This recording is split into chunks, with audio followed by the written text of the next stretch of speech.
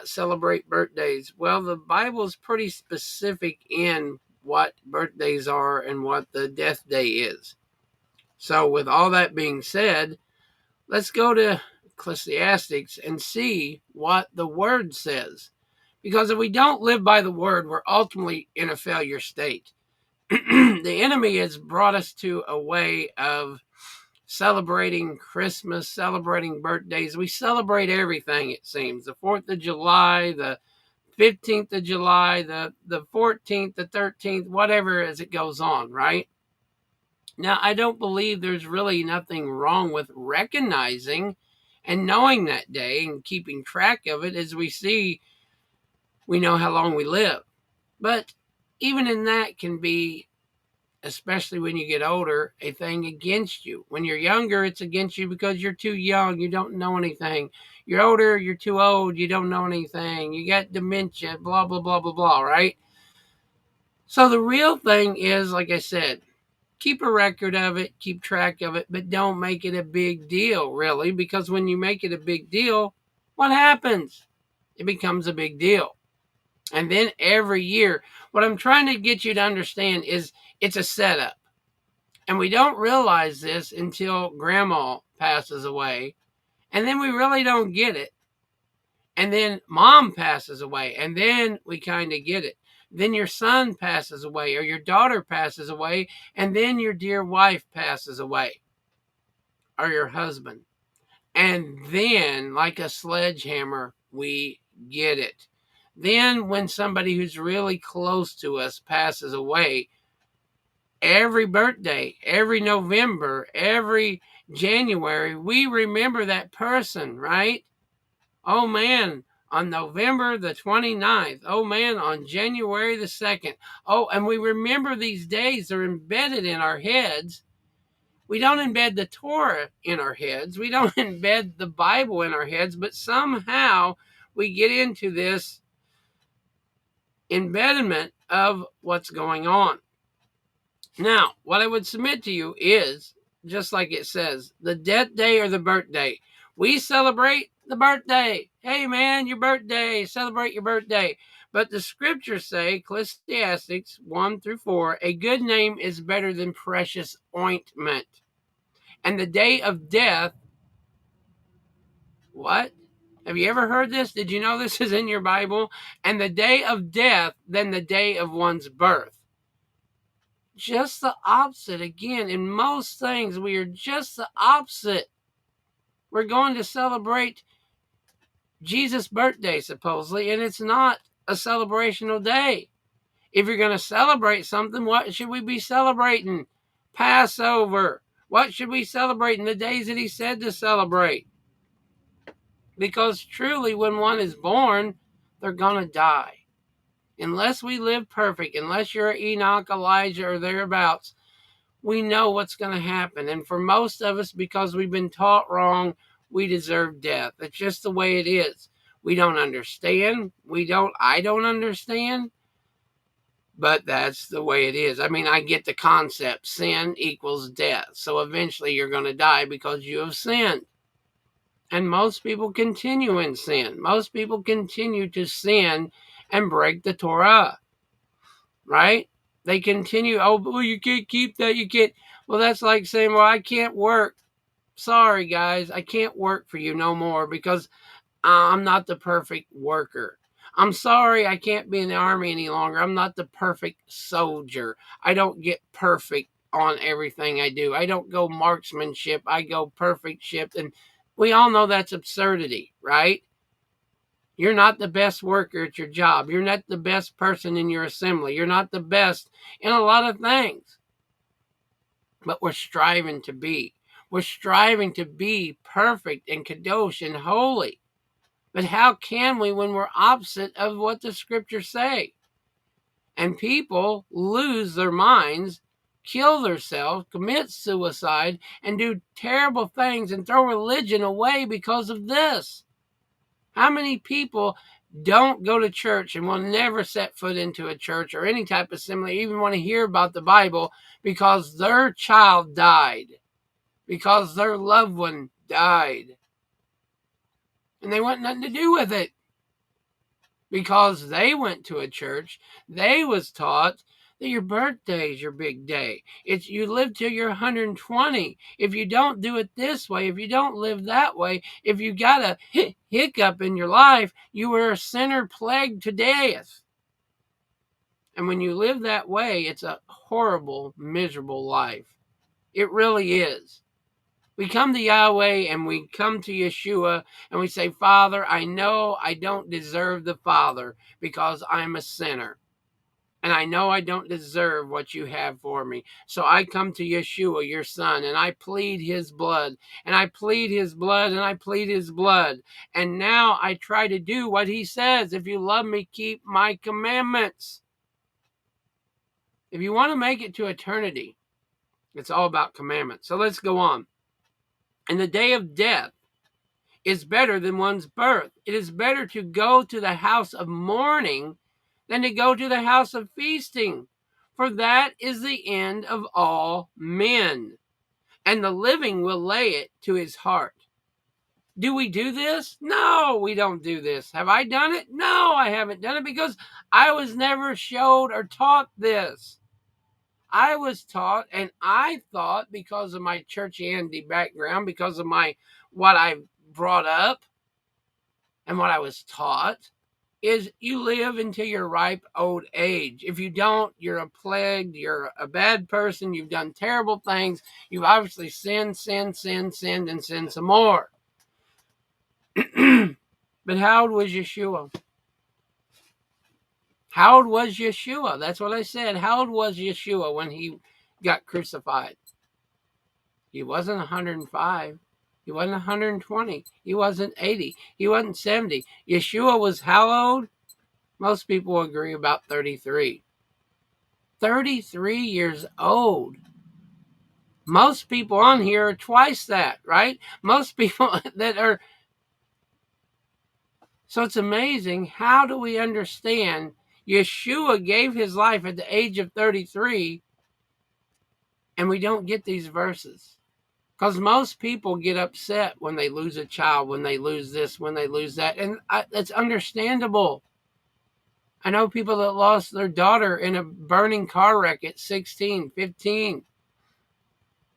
I know people that's lost their loved ones. I know people that's lost their babies. Look at St. Jude's. Look at these places and you'll see these are babies. So we can hope in Yahweh, but what it's all about is what it's saying. It's amazing. Every Sunday you go there and almost everyone is singing of life after death, singing of how they're going to walk on streets of gold and how the Sabbath keepers are doing the same. We're in the way. We're believers in what? What are we a believer of? What I'm trying to get you is, beloved, what we're probably believing of is we love this flesh. We love this world. We love the way things go in this world. We love our family, and there's nothing wrong with that. Messiah says to love your wife as Messiah loved the church, the assembly. There's nothing wrong with that. The problem is we don't look at it clearly. We don't look and say, look, you went home before me. Right? Sorrow is better than laughter, for by the sadness of the countenance, the heart is made better. I'll tell you one thing. In the super prophet of super prophets, watching people healed, praying for people, having faith and believing they're going to go home from that place, knowing Yahweh heard my prayer, knowing they're going to have this happen in their life. That was Yahweh. That was the Ruach. I'm just the vessel. But coming to the Father on his terms and accepting your wife passing away, accepting what this says is different. Totally different. Yeah, yippee, yippee, yay, we're on fire. We're walking through this life. Everything's fine and dandy. Everything's beautiful. But it doesn't say not to grieve. If you notice, it doesn't say you won't be upset. It doesn't say you won't cry. What it says is clear. The house of mourning. It don't mean mourning like the sun come up. It means mourning. Crying. Missing that person. Wanting them to be there. Now I'm going to try to continue this because I know some of you are out there. Some of you are missing your dad. You're missing your mother. You're missing your dad and your mother. Maybe that family. Maybe your wife, your husband. It doesn't say you won't mourn. It doesn't say to be heartless. It doesn't say to be an idiot. Right? Can I say that? Is that too much? It doesn't say not to be that way. It says greater is that day of death.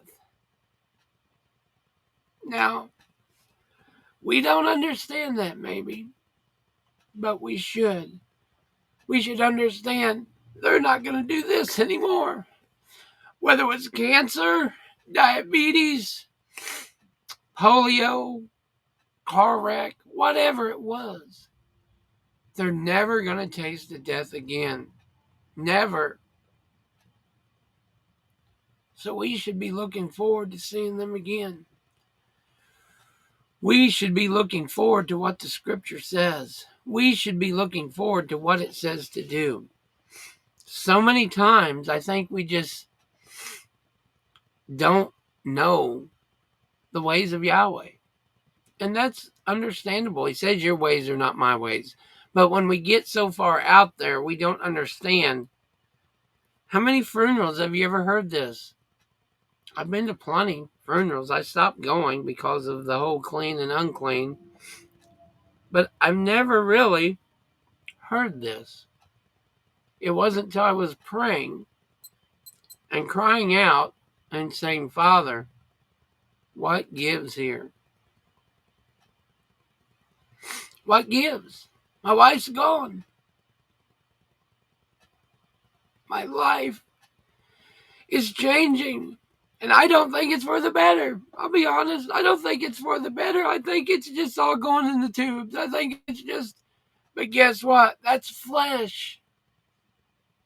Flesh is saying, hey, I want what I want. We have to even keep that in check. We have to keep that in knowledge. We have to keep that into the will of Yahweh is always best, whether we know it or not, right? When Abba says, hey, guess what? This is the way. This is my will. This is going to, and believe it or not, we learn. And there's nothing like learning the hard way, right? There's nothing like learning when it brings you to your knees and you have to learn the scriptures. You have to learn another way of Yahweh, and it's not just what your way is. So again, let's go through it one more time before we close up. And I hate to be a crybaby, but life hurts. If you're out there and this has happened to you, don't give up. Don't quit. Don't think that he doesn't care about you. Don't you dare think that, oh, well, how come he did this? He didn't do anything. We did it. Our ancestors did it. According to scriptures, we inherited lies from our fathers. That's why I'm so against December 25th. I'm so against all these other things that are, to me, a straight setup. Straight setup for failure. It's a setup that you're going to lose your mom. You're going to lose your daughter. You're going to lose your wife. You're going to lose your friends. And guess what? On those days, it's going to be even worse. On December 25th, if you've ever celebrated December 25th as a child, unmatchable usually, right? You ever celebrated December 25th as a parent, as a husband? Whoo-wee, right? How come? Because it hurts.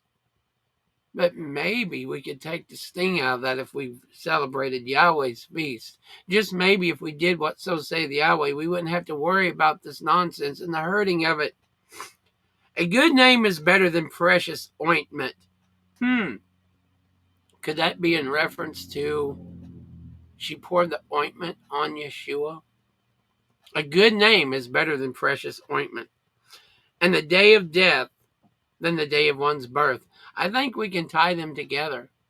That precious ointment and his death that she knew was coming, probably. I think the Ruach lets people know, and they talked about that. Go over those scriptures yourself and see if that matches. It's just amazing. Let's go on. It is better to go to the house of mourning than to the house of feasting, for that is the end of all men, and the living will lay it to his heart. December 25th is the opposite of this, right? It's the exact thing that it says it's better to go to the house of mourning than the house of feasting. And it's a house of feasting. And not only is it feasting, it's eating unclean things, doing unclean things. How in the world can we get to the Shelim, the heaven, the kingdom of Yahweh, when we do everything opposite of what he says to do? Instead, what we should probably be doing is going out in these streets and telling people and going to the lost and going to the homeless and going to these people and giving them Bibles and offering them a meal. But when you do that, you still got people going, oh, well, you ain't got no family? And what you doing out there on December 25th? Why don't you go spend it with your family? Ain't you got a friend? How stupid is that? People don't know their Bible, and the enemy always has them deceived to say something stupid. Ain't that alarming? The thorn of the enemy and the demonic of people to run their mouth and say stupid things when they should be out there helping. Instead, they're eating the Tammuz pig and eating the turkey and eating all unclean and doing unclean things and probably dreaming of somebody else's wife and somebody else's this or maybe even their daughter. Perversion. And don't think people don't get drunk. I've seen the parties, the Christmas parties. I've seen it all. Well, most of it. People committing adultery the day and the day of, the day before, the day after, and especially on they're called New Year's. Let's go on. Sorrow is better than laughter, for by the sadness of the countenance the heart is made better. It may not feel like it. It may not feel like you're getting better at anything. Trust me, it feels like you have been smacked in the face with a big, nasty board. You've been knocked down in the mud and you're wallowing and you just don't even want to get up. But learning the ways of Yahweh, learning. And not only are we learning, we're learning that guess what? Somebody else is hurting. Somebody else, maybe even younger. Somebody else that's 20. Somebody else that's 21. I went to this Pentecostal church the other day. Yes, I did. And the guy there was supposedly an evangelist, I think. 21 years old. Wife, kids, family, and just died. Up and died. Can you imagine that family? Can you imagine their thoughts? Can you imagine this time of year? Because I believe they are into all this stuff. See, so be careful in where you're led to go and you won't go. That's a big thing too. For a long time, I wouldn't go to any Sunday church. You couldn't throw me in the door. You couldn't force me in the door. But now, if he leads or they ask, what's wrong with teaching people? What's wrong with telling people of Yahweh? What's wrong with wearing those seats and the headband, the mitri, and going and letting them know that Yahweh is still on the throne? That Yeshua is still the Messiah. Maybe they need to know these things. Let's go on. Sorrow is better than laughter, for the sadness of the countenance of the heart is made better. The heart of the wise is a house of mourning, but the heart of fools is a house of mirth. It is better to hear the rebuke of the wise than for a man to hear the song of fools, right? Again, I would submit to you, people go to their assembly and they sang of, oh, when we get up yonder and I'll fly away and there ain't no grave gonna hold me down, and all these things that they sang of, but nobody believes that. Nobody wants that to happen, right? Well, I'll fly away. Will you now? When? Would you like to go tonight or tomorrow? Oh my gosh, no, I got, right? We don't really live the way that we act like we live in most places, in most things. We don't think that way. And even when we see it coming, a lot of these people see their family members and they got cancer and they got this and they got that. According to this, we should be saying, hey, they're going home. And I think it's a beautiful thing to a point, because you know you have time to prepare yourself. If you've had cancer for a year, 2, 3, 5, and you're not ready to go home, you're not praying, you're not talking to Yahweh, you're not asking Yeshua, you're not doing these things, you're not coming to the feast days, then shame be it. Woe be it. We search truth. We should search truth. And in those times, you should really be searching truth. Forget the cure. Forget what this. Forget your doctor. Come to Yahweh.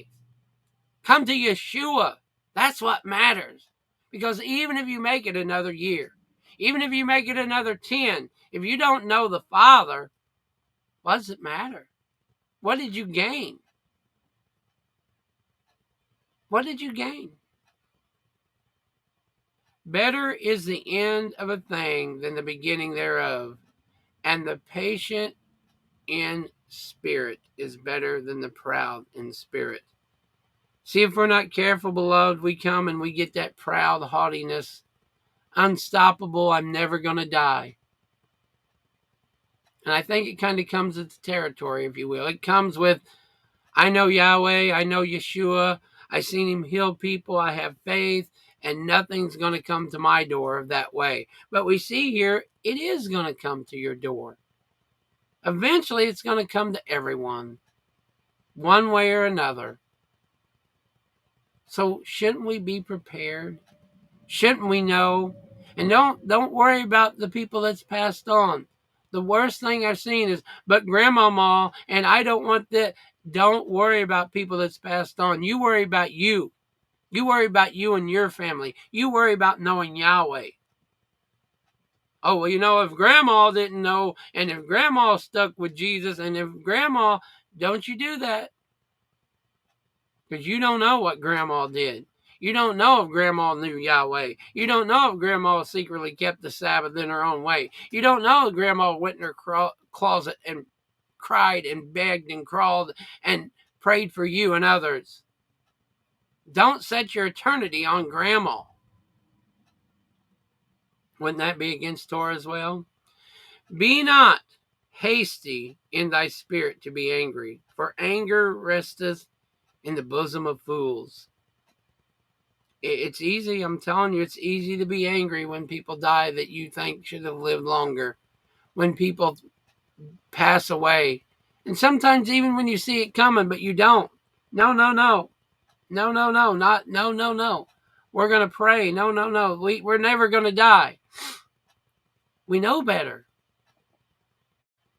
Say not thou, what is the cause that the former days were better than these? For thou does not inquire wisely concerning this. Wisdom is good with an inheritance, and by it there is profit to them that see the sun. For wisdom is a defense, and money is a defense. But the excellence of knowledge is that wisdom giveth life to them that have it. Consider the work of Elohim, for who can make that straight which he hath crooked? In the day of prosperity be joyful, but in the day of adversary consider Elohim also has set one over against the other, to the end that man should find nothing after him. All things have I seen in the days of my vanity, There is a just man that perisheth in his righteousness, and there is a wicked man that prolongeth his life in his wickedness. What? What did it say right there? All things have I seen in the days of my vanity. There is a just man that perisheth in his righteousness. So could it be someone is passing on because they are righteous? Because if they don't go at that time, something would come along and stop them and lose their crown, would lose their life, would lose their forever? Maybe. Perishes in his righteousness, and there is a wicked man that prolongeth his life in his wickedness. Don't seem right, does it? If we're honest to the flesh, it don't seem right. How come this one's 95 years old and this old prune is 99 years old and they hate everything, hate everybody, talk terrible, blah, blah, blah, blah, blah, blah, blah, blah, blah. And this poor old child of 17 years old who was a choir singer and loved Yahweh is gone. Better is the day of death than the day of birth. They're eternal now. That's why. They're eternal. As much as we don't understand that, the scripture tells us to understand it. Be not overmuch wicked, neither be thou foolish. Why shouldest thou die before thy time? Don't do dumb things. Don't do drugs and wine and spirits, if you will, and all these things that can get you killed. They can make this not work properly and you cross a lane and run into somebody or do it to someone else. It is a good that thou shouldest take hold of this. Yea, also this withdraw not thy hand. For he that feareth Yahweh shall come forth of them all. Pretty simple, right? Wisdom strengtheneth the wise more than 10 mighty men which are in the city. For there is not a just man upon the earth that doeth good and sinneth not. Also take no heed unto all the words that are spoken, lest thou hear thy servant curse thee. For oftentimes also thine own heart knoweth that thou thyself likewise hast cursed others. We hear people say things and, oh, well, they just mean to me and they deserve to what? Speak life, don't speak death. Speak life, don't speak death. Speak life, not death. Even if people curse you, Yeshua said, forgive them, for they know not what they do. Folks, take this to heart. Know that those people are eternal now. Eternal. No more cancer, no more debt, no more disease, no more plagues, no more leprosy, no more worrying about money and starving and hot and